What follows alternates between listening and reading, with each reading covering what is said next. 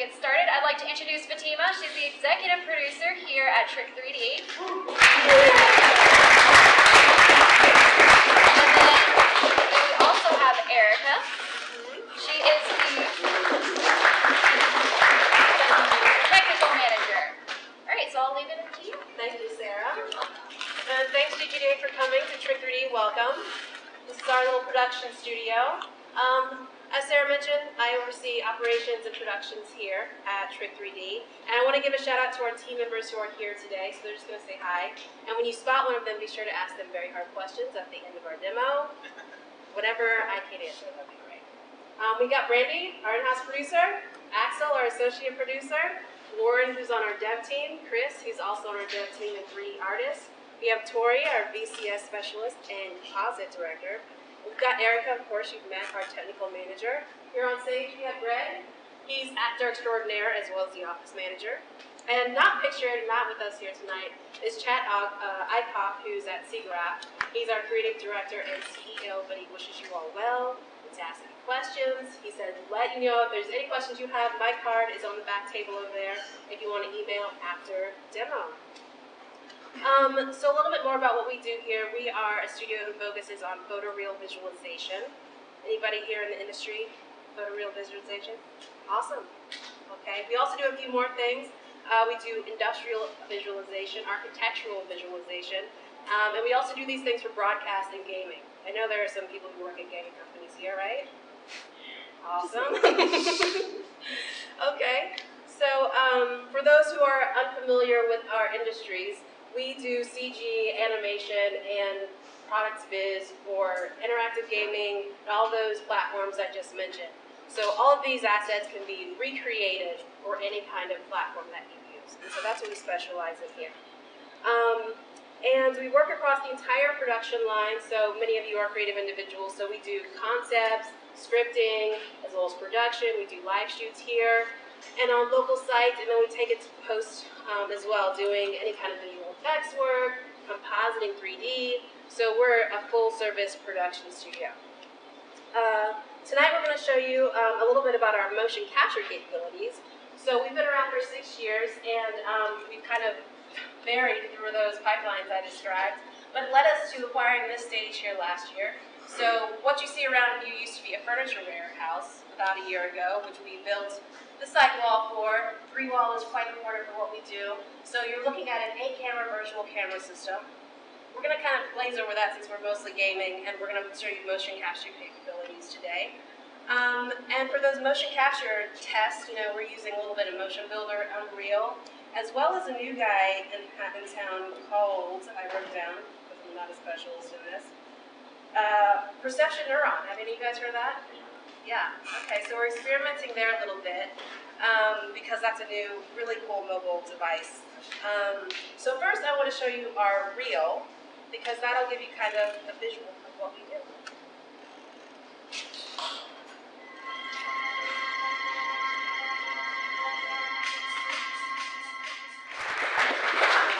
So you probably saw a familiar face in there. Sarah was on to Trick3D Treasure.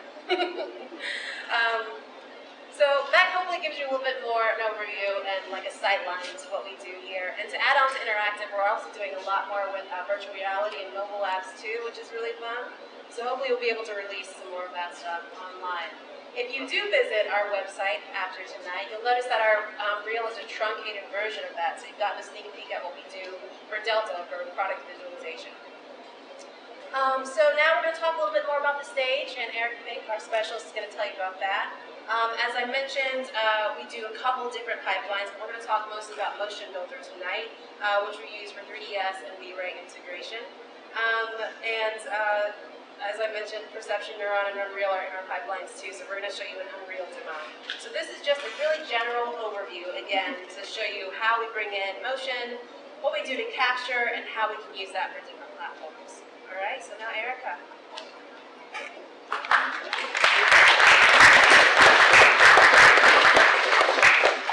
Hello. Can everyone hear me okay? Yeah. All right, awesome. So as you all know, I'm Erica Fink, and so the technical manager, and I just problem solve here and run the stage, try to oversee our pipelines that just intersect with so many different platforms. I went to Georgia Tech, and then I also went to SCAD so that I could get a balance of that artsy, technical, and fun fact, I used to be a pole vaulter on the track and field team, so this is just great. It's an intersection of motion and art and technical, and I'm just going to walk you through our system. So what we're doing tonight, motion capture obviously, and we're using it to create actions for this Unreal game. The premise is that we have our elves, and they're having a snowball fight. So, of course, we need to get some motions of like tossing a snowball, getting hit in the head, because that's just going to happen. We already have some basic walks, so we wanted to do some different loop cycles, maybe like a crouch walk, and then also elves, they're just very happy, so we're going to have them skipping too. Why not? And I guess just as we're going through this, if you have any questions, just make a note. Try to get back to it at the end. So what you're seeing right here, this software is called Mocap, and this is what we use. It comes with this multi-track system, and right now it's streaming data 120 frames per second. And it's different from the perception neuron system that we are trying to integrate into our pipeline in the future, because the perception neuron is actually, they're called neurons, and it's just like a bunch of accelerometers, gyroscopes, and you use that to track your data. So you literally are the motion, and you don't need the camera system. So we're hoping that will reduce time and just allow us to do more character animation in the future, especially custom motion. So back to Mocap, and then we'll be going into Motion Builder, and that's what allows us to take this data and put it onto our Chippy, the elf character. And it's great because you can have Chippy, who's really tiny, and then bring in a gigantic gorilla or something, and apply that same motion, within a certain extreme to both of those. And then we'll be bringing that into So Tori, if you could, let's just go ahead and open up our characterized Chippy model, just to show them who Greg is supposed to be pretending to be right now. Okay. So that is our Chippy. That is before it's been characterized. It's just a mesh, it's a joint, and let's see, we're going to go ahead and grab one of those joints. Okay, hit skeleton, and then there's this process where you drag over the joints and get it all set up. So I'm going to switch over to Greg and get him prepped. So Tori, go open the next file that actually has that already done. Okay, Greg. Alright. He's going to start in a T-pose for each and every one of the takes that we do. This allows us to make sure that all the markers are visible. It's a great calibration pose. Also, if anything goes weird, like let's say he's sitting and then, oh my goodness, it looks like his head fell off or something, then we'll tell him to go back to the T-pose. That's just a normal part of the process that we do. Also, it helps with mixing motions together. We want to have him walk and then throw something, and then if we have the intermediary, then we can go into the story editor and overlap those and then have a new motion. So, pause it out. You go into your T-pose. Alright. Tori, you can go to our motive software. Okay. Alright. And unfortunately, just the Z-axis, it goes down this way for us, so unfortunately he has to face, to see his backside for a little bit. Alright, you'll hit record. Okay, that looks great. So if I can have you, Greg, go back towards the back of the stage. And let's start with our crouch. Get out your right circles. Start with a crouch walk, and then when we get to this side of the stage, reset, turn around, and then 2, 3, just in case. Okay. So he's avoiding snowballs. People are trying to. Awesome.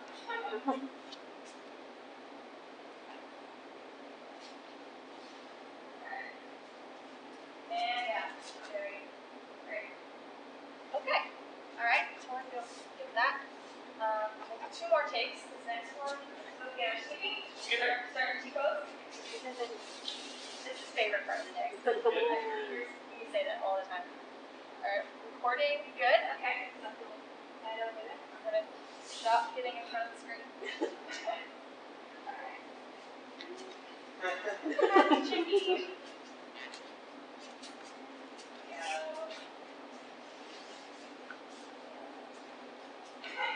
If only we had facial capture, right? Okay, alright. So you'll, yep, stories on the ball.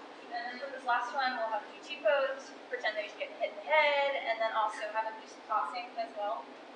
They're very similar. Okay. Rock and roll. Great. Ready? We're good? Okay. Who wants to get hit with some snowballs? Go ahead. This is one more where like completely stop after damage. Stop after damage. Okay, great. Now, would you like to pretend that you're tossing a snowball at him? Go. Anybody, come on. Alright. Okay, that should suffice. So, alright, yeah. So we got our poses, and usually we do spend some time reviewing the data. Fortunately, earlier today we went in and we cleaned this up. We didn't have to fill in too many gaps, so that we could kind of speedily go through the whole process. But what we can do is, Tori, if you will double click on one of the tapes and then hit play or scrub through just to kind of show them what we will be seeing afterwards. Okay.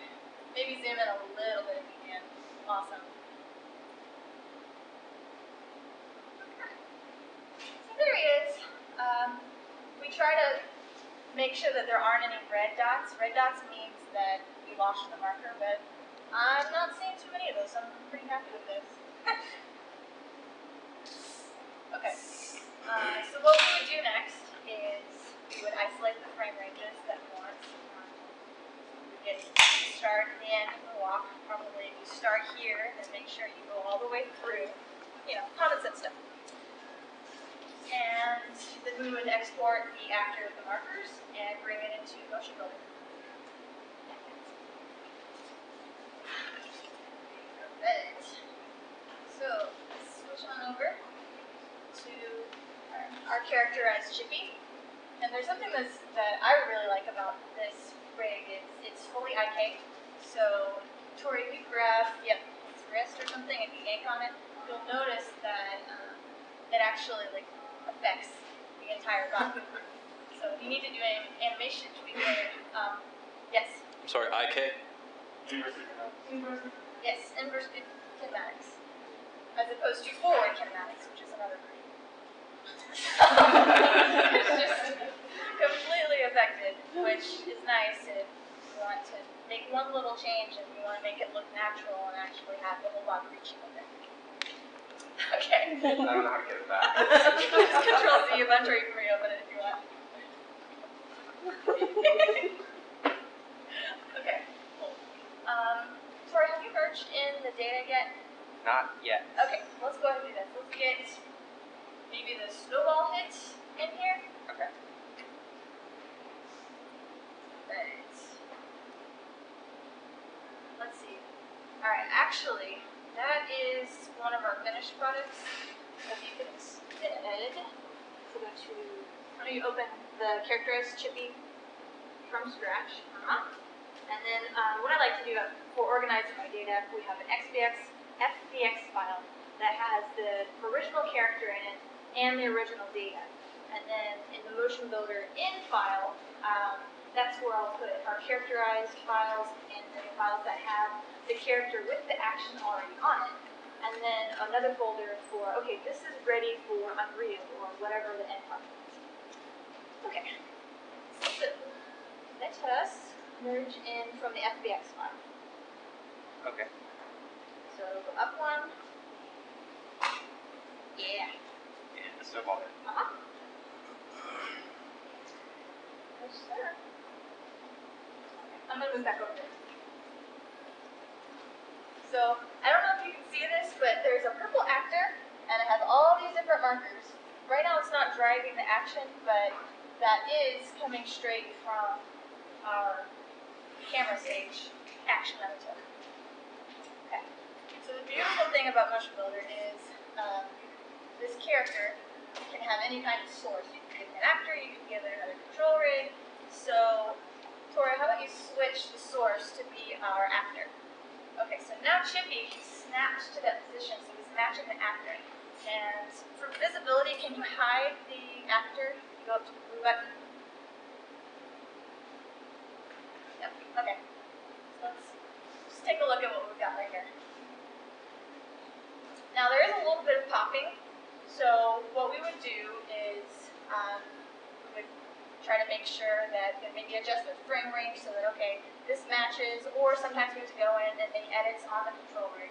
But once we're happy with that, then we will make that onto the actual skeleton, and then we'll send it into the frame. So, let's see here. I think it's time for our Unreal demo. Cool.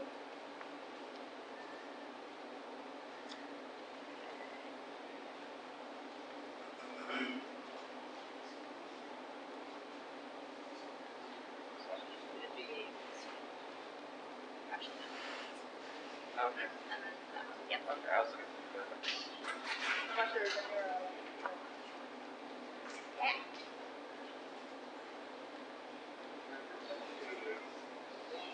So, some of the elves, they have candy canes. They're using those to launch these fiery snowballs. If any of you have any questions about how this Unreal build was made, Warren's in the back putting you on the spot. That was great. And so there's one elf that's just skipping in place. And we could have maybe if you hit the controller harder or faster, then he starts to skip or something. And one of them is just laying on the ground. He had to have there. Sleeping. Oh, that was not sleeping. Okay. All right.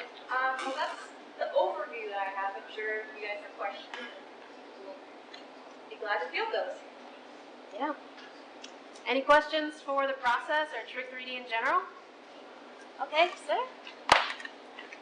So let's say that you have the actor, performing his motion capture animation. Let's say he's walking. I saw that instead of doing like 1 or 2 steps, you have them walk like 5 or 6 steps. Is it better to do, let's say, have the actor just do 2 steps and put those 2, or is it better to have a longer action? I guess it depends on the end product. So if it's something cool that's more cinematic, and you know that we need it to be from here to here, and that nothing's going to change, then you could probably do the longer take. But maybe if you need something more modular for game, and there could be change in directions, I would get a solid short take, and then use that and drive that. That way you can turn it down. Back in the back, yeah. I heard you mention Unreal. How's the functionality, say, Unity? Would you like me to take that? Could you repeat? Sorry. Unity. Yeah? What about it? Does it function? How's the functionality working with the Unity? We have done a little bit of Unity development, I believe. Warren, do you have anything to add to that? Yeah, actually, it's pretty much the same pipeline. Since we're breaking out these FBXs all individually as takes, do it like, say, hit, skip, run, and jump. Those are still game ready in any engine. So if you import them into Unity, you can assign them as long as you're using the same base rate. So they're actually compatible with both platforms. Oh, so you just whatever we're using those characters and then we just go. Yep. Yeah, I have a question about the rig. I saw you show the character has the first mags on it. So is that the same rig goes to the engine, or is it a different rig? That is what it looks like after we characterize it, and we get it to recognize the definition of the joints so that it can just ingest it as a biped, and then we can also create a control rig after it knows which joints, like, okay, this is the elbow joint, this is the wrist joint. So it's based off of the the first one that you saw, it's just we had to characterize it, and that's what came out. So is that two different arrays, or are you using the same array to begin the engine? It's two different files. Like what I do is after I characterize it, then I save that so I don't have to go through that whole process again. And when do you add those hand animation or whatever those things? At the very end. Yeah. What's the most time-consuming part of this process? It depends on how our capture session went. If it was a great day where the system didn't get confused by maybe like crossing the arms or something, then hopefully it's the animation tweaks. Sometimes it's the filling of the gaps, but for this demo in particular, it was more getting those loops to, I didn't want there to be, maybe he's going into the action at a certain speed, but then he's coming back faster. I didn't want it to be as obvious that there's a loop, and so that takes finessing. What was the weirdest mocap class?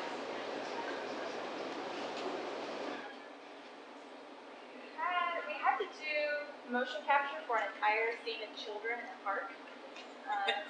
So we had to do some kids chasing each other.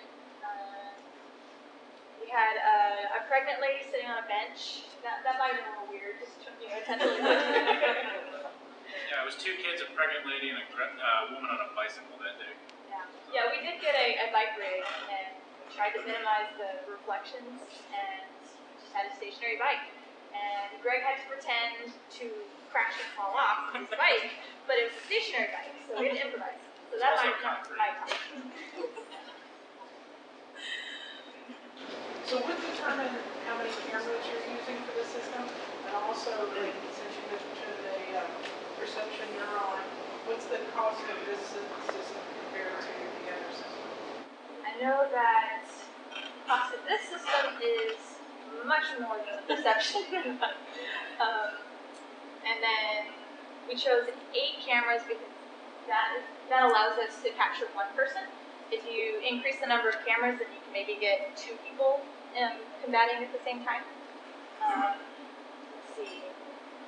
What else was there in that question? How much is the perception neuron system? And why do you like it better? It eliminates a step. So I think it's about like 1,500 or something.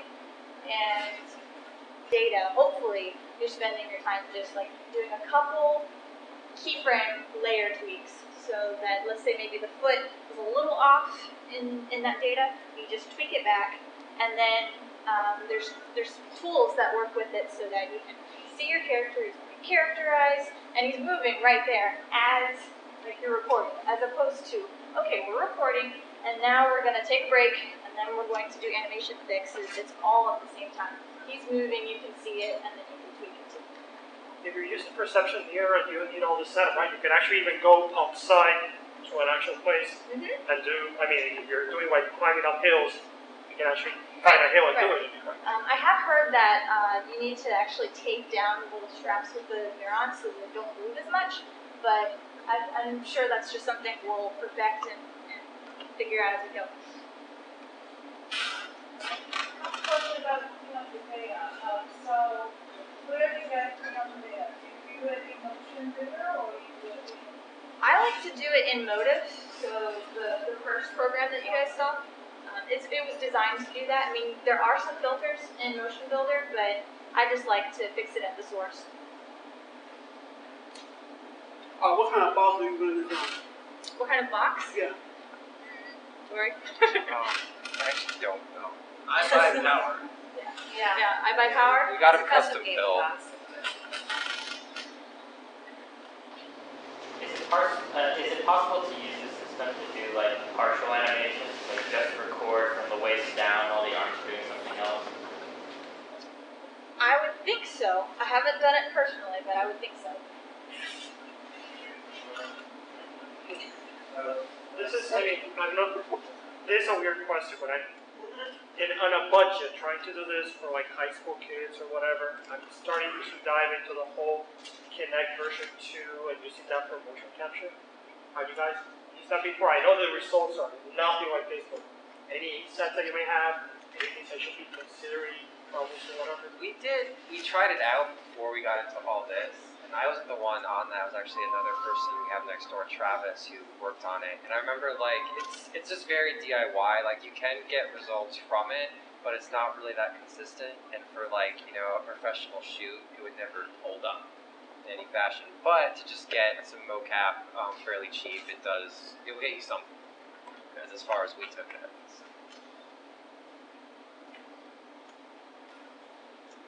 Anything else?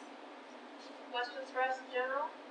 Okay. This is probably going to be a simple question for you all, but because I'm music-based, I want to know what's the process for adding the sounds and adding the music? Well, that's predominantly in post-production. So this is a form of production. So once we have the animation cleaned up, everything's made it perfect for us, we take it into post. So we can do that two ways. Either pre-production, we are building final product to your specific sound. So if you're in music production, I imagine it's music video, right? So we take that song, allow it to inspire our concepts and what we're shooting, and we already know exactly how that's going to play out in post. For commercial things like that, we tend to get to the rough cut first, and then build a sound design on top of that. So just lay in that track after the sound design is put in place, and then take it with us to final cut. Okay, so what if someone wanted to submit music for consideration for various video games? What's that process? Similar to any kind of skill base when you're applying to a house to be considered for talent, we would take you into our personal database, and what we do is any job that comes through, we would listen to your music first, see if it's appropriate for the client, and then put it up for consideration for the client. So we'll take our top picks, so if you send us selections, we take our top picks and then send those to the client and say, that's the one we want. I totally understand if people want to send us your final music, so we accept demo reels too. Yeah. Anything else before we get back to mingling? Yeah. For the pivot of the character, do you guys usually create a bone between the two legs and snap it to the thread in order to keep the pivot correct, or do you usually use the root bone, bicep, the hips, or something, and just align it to the middle of the leg? I've seen both. Okay. Yeah, so both work.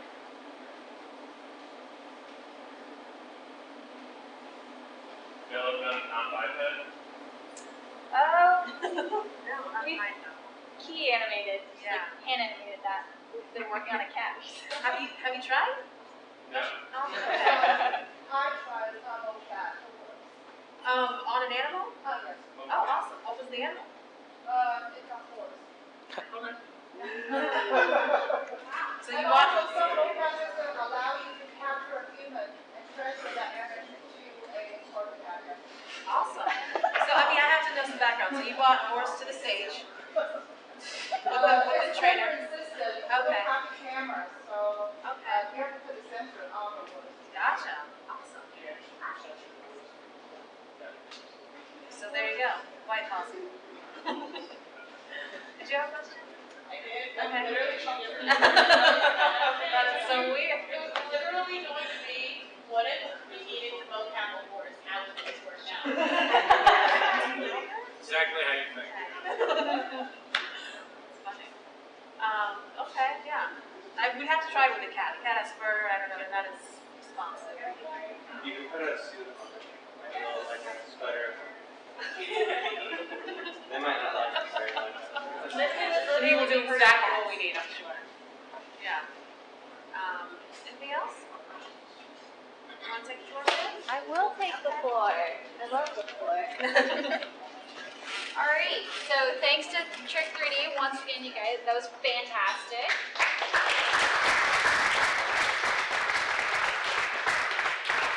All right, so just a couple of things real quick. This meeting, normally our meetings run till 9, but today it's to 8:30 because Trick3D closes at 8:30.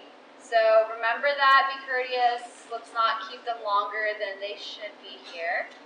And also, if you guys are interested in more motion capture and you don't get to ask your questions tonight to these wonderful people, we do have OptiTrack coming to Siege this year, and then maybe a couple more facial motion captures to be confirmed. So, just so you know, it's going to be a mocap year at Siege. All right, and I think that's it. If you're part of the Siege meeting, that'll be happening. So, yeah.